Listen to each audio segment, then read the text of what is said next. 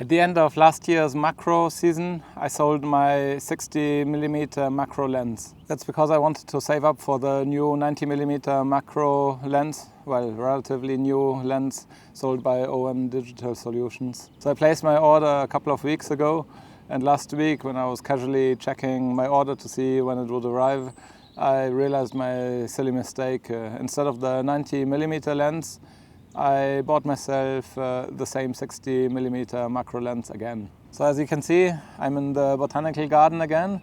This is actually the first day of the season that I've come out here with my real photography camera, and I'm looking forward to taking some pictures.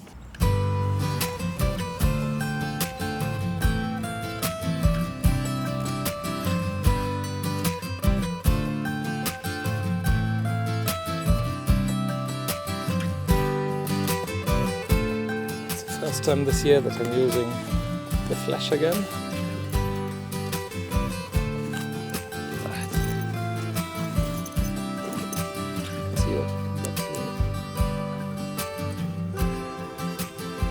This is a Godox B350 flash. Oh, and I've promptly put it on the wrong way around. I remember that I was very surprised when I placed the order that the lens did seem to be kind of cheap. And that's because I wasn't actually buying the lens I was intending to buy. So my first reaction was that I should maybe just cancel my order in order to get the 90mm lens that I was hoping to buy. But then I started thinking a little bit. That's much better. There you go. So before I turn on the flash, I'm going to put on the flash diffuser. Last year I bought myself this flash diffuser from Cygnus Tech. That's what it looks like. I really like it. Right, so let's see if I can remember how to put it on. So let's talk a little bit about why I was actually intending to buy the bigger 90mm macro lens. The real reason, to be honest, is because when I was going on social media and looking at different macro photos out there, the photos they were taking with this lens and are still taking are absolutely breathtaking.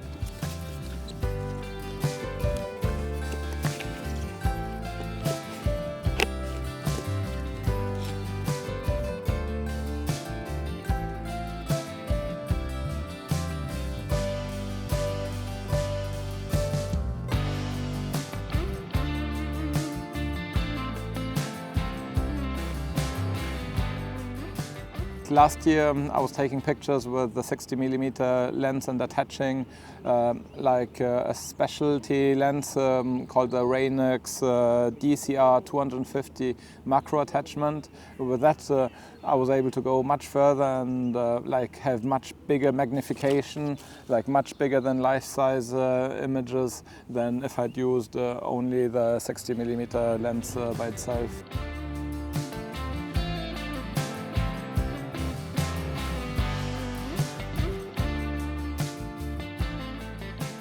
One problem I was facing with the Raynex attachment is that I had to go really close, and I was finding it quite hard, to be honest, to take good pictures. Yeah, I was kind of really struggling with this. So I was hoping that by having a 90mm lens, I would be able to get a similar kind of effect without having to put anything on top of my lens at the front. I also noticed that with a 60mm lens, quite often when I was trying to take pictures of insects, especially with a Raynex attachment, I had to go so close that insects would just kind of fly away and I wasn't able to take pictures. I was hoping that by having more reach with the 90mm lens, I would be able to stay slightly further away and still get really good pictures. But let's see if it's correct.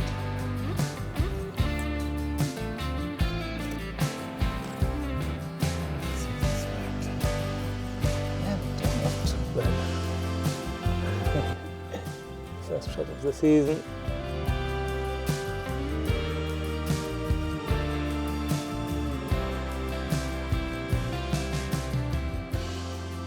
Then obviously, since I had already placed the order, I started to think about the advantages of sticking with this 60mm lens compared to ordering the 90mm one. Now this is probably very subjective, but I almost had the feeling that a lot of the pictures I saw with the 90mm lens looked almost a little bit clinical, a little bit too perfect, but maybe that's got something to do more with the way you're using the lens rather than the lens itself. Because I'm kind of interested in less perfect lenses. I quite like older lenses which have some quirks and with which you can somehow have special effects and express some emotions. So that side of this super sharp modern lens I just wasn't so sure about.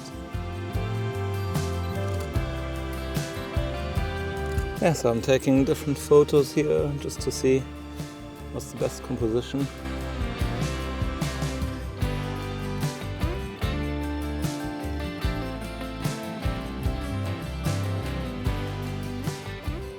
One reason why I'm shooting with micro four thirds cameras is that I like to be able to just hold it in my hand and not have to be weighed down by a heavy camera. In the past, when I had my Nikon D800, I remember actually getting tendinitis. The 90mm lens is actually much heavier than this 60mm lens. The 90mm lens weighs in at 453 grams. And the 60mm lens weighs 185 grams. So 185 compared to 453, that's actually quite a big weight difference.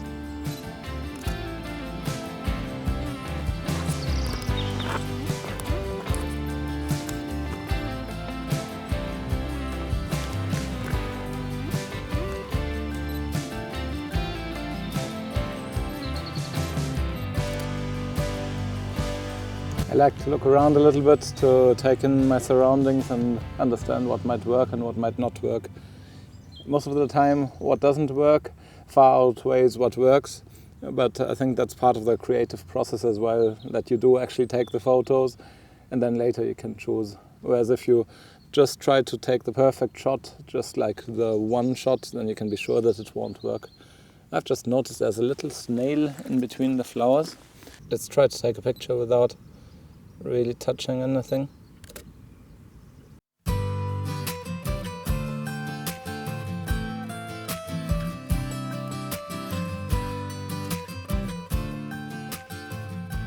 Then finally, one very obvious reason as well was the price difference between the two lenses. I'm trying to save some money, but also take some photos. So I think that's a problem that I've been facing a lot in my photography hobby. I have a tendency to buy and sell too much photography equipment instead of focusing on the pictures that I'm taking.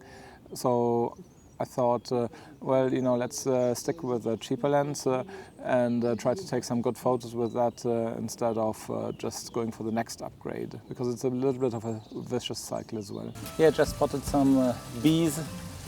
I'm not sure if I'm going to be able to take any picture of it, but I'm just going to see it. Just don't want to disturb them, obviously, so I try not to go too close to them.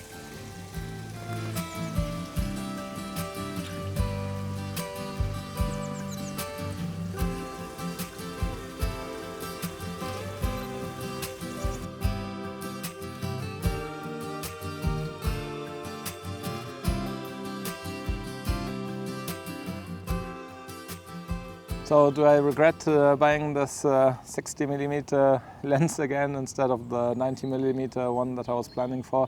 No, not really. I mean, ideally I'd like to have both lenses, but maybe that's something to save up for the future. And as I mentioned earlier, it's important to weigh up the different priorities you've got in your life as well. So now that I've received the lens, that it's back here, I'm really looking forward to taking pictures with the camera in the botanical garden here. And even though it's still very early days in March, I've noticed that lots of flowers started growing, actually last month already, in February. And yeah, it's time to really start taking photos again. Let me know your thoughts in the comments. Have you ever bought a lens or a camera by mistake? And if you're wondering with which camera I'm going to use the 60mm lens and with which I took the photos today, have a look at this next video in which I'm going to talk exactly about that.